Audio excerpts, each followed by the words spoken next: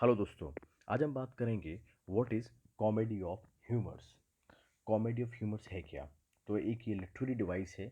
आइए इसको हम देखते हैं कॉमेडी ऑफ ह्यूमर है क्या एग्जैक्टली। कॉमेडी ऑफ ह्यूमर का जो इंट्रोडक्शन है वो दिया था लिटरेरी वर्ल्ड में बेन जॉनसन ने, जो 17th सेंचुरी में थे, रेनेसो पीरियड के टाइम में। इन्होंने कॉमेडी ऑफ ह्यूमर को क्रिएट किया। कॉमेडी ऑफ ह्यूमर क्या? It is called comedy of humour because क्योंकि जो इसमें प्रिंसिपल कैरेक्टर होता है in the comedy is victim of one humour और दी अदर।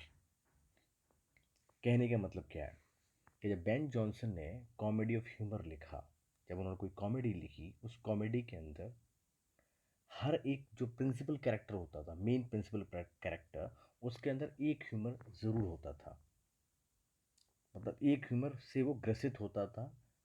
और हम देखेंगे कि ह्यूमर क्या है एग्जैक्टली। जैसे कि बेन जॉनसन ने every man in is humour लिखी, उसके अंदर उसमें उन्होंने बताया कि हर एक व्यक्ति के अंदर एक ह्यूमर था। ह्यूमर एक्चुअली है क्या? तो पहले बात करेंगे इसके टर्म की। जो ह्यूमर है, जो टर्म कहाँ से आया, ये लैटिन वर्ड है। इसका मतलब होता है ह्यूमर और उमोर मीन्स लिक्विड। ह्यूमर का मतलब क्या है exactly? Originally liquid. Four types of liquids, fluids हैं। कौन कौन से? जिसकी बात बेन जॉनसन ने करी है कॉमेडी ऑफ ह्यूमर के अंदर, जो प्रिंसिपल कैरेक्टर के अंदर पाया जाता है एक ह्यूमर एज ए।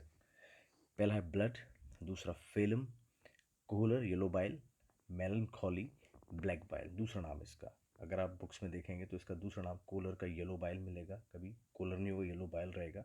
मेलनखॉली का ब्लैक बाइल। ये क्या करता है?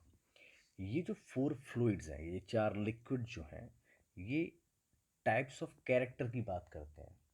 कॉमेडी ऑफ ह्यूमर के अंदर टाइप्स, कैरेक्टर के टाइप की बात होती है, ना कि इंडिविजुअल की बात होती है। उस इंडिविजुअल का जो कैरेक्टर है उसके अंदर एक टाइप की बात की जाती है। पहली बात, ये जो टाइप होता है कैरेक्टर का, वो बेस किस पर होता है? जो चार फ्लूइड की मैंने बात करी अभी, वो बेस किस पर होता है?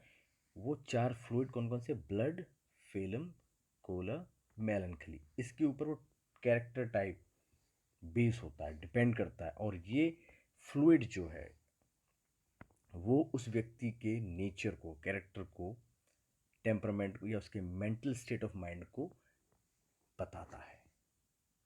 एग्जाम्पल कि बेन जॉनसन ने जो कॉमेडी लिखी है जिसके अंदर जितने भी कैरेक्टर होते हैं उनके अंदर एक ह्यूमर होगा, और वो ह्यूमर ही डिटरमिन करेगा उनके कैरेक्टर को।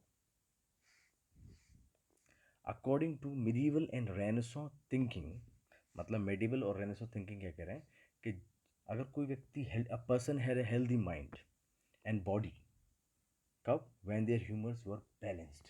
रेनेसो और मिडिवल एज के अंदर ये चीज़ प्रचलन में थी कि जिस व्यक्ति के ह्यूमर्स, चारों ह्यूमर्स बैलेंस्ड हैं, तो व्यक्ति कैसा है?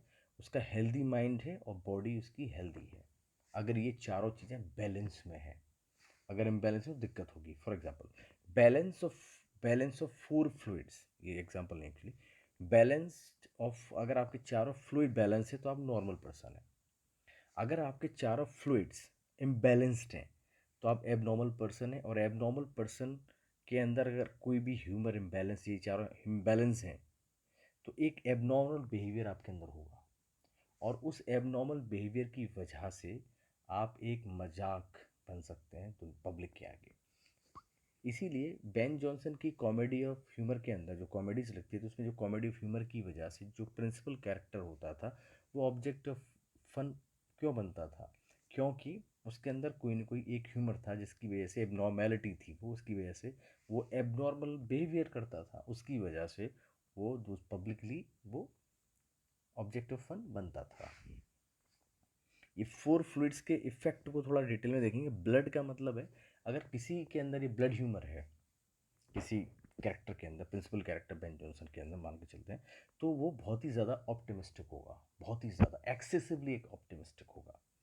अगर फिल्म वाला है तो शांत होगा, काम एंड डोसाइल।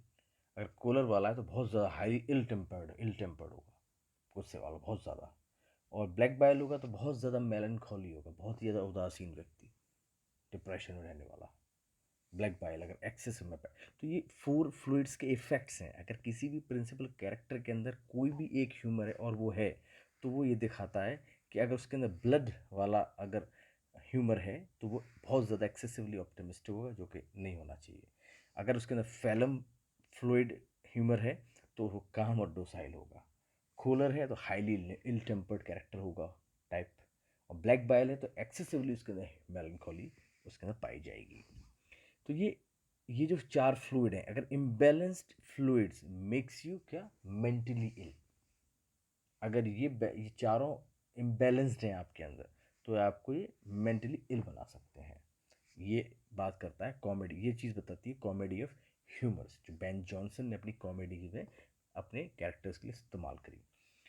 एग्जाम्पल्स हैं वोल्पोन, बेन जॉनसन ने लिखी। Every man in is humour, जिसको मैंने भी बताई, बेन जॉनसन के द्वारा लिखे थे ये। द एल्केमिस्ट भी बेन जॉनसन ने लिखी। ऑल फूल्स चैपमैन, और a Trick to Catch the Old One Middleton, and New Way to Pay Old Debts ये मिसिंग करने लिखी। ये सारी के सारे आपके कॉमेडी ऑफ ह्यूमर के एग्जाम्पल्स हैं। और कॉमेडी ऑफ ह्यूमर जो है, जैसा कि मैंने भी कहा कि प्रिंसिपल कैरेक्टर के अंदर एक ह्यूमर होगा जिसकी वजह से वो एब नॉर्मल बिहेवियर करेगा, एब नॉर्मल बिहेवियर की वजह से उसके अंदर ऑब्जेक्टिव ऑफ फन बनेगा।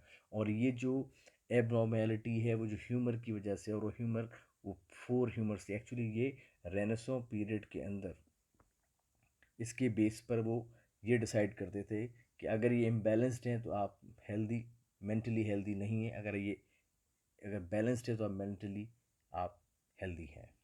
तो ये था आपका comedy of humour. I hope ये आपकी मदद करेगा उसको समझने में। Thank you.